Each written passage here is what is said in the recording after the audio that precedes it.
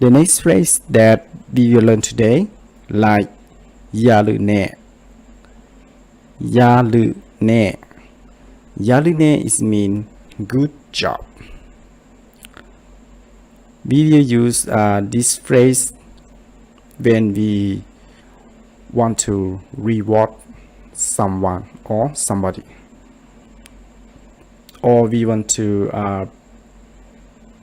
say about that we want to show somebody that he or she did something or have done something very well.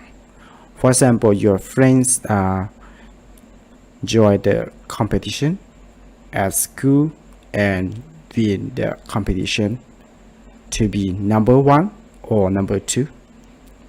So, and in that time you go to meet your friends and you can say yaru ne. Or if that person is your student, you can say yaru ne.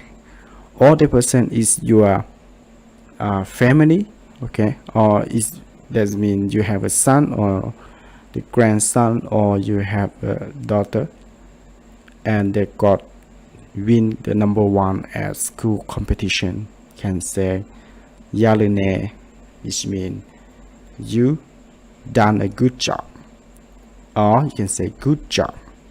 Okay, so this phrase we will use to show that somebody done something very well.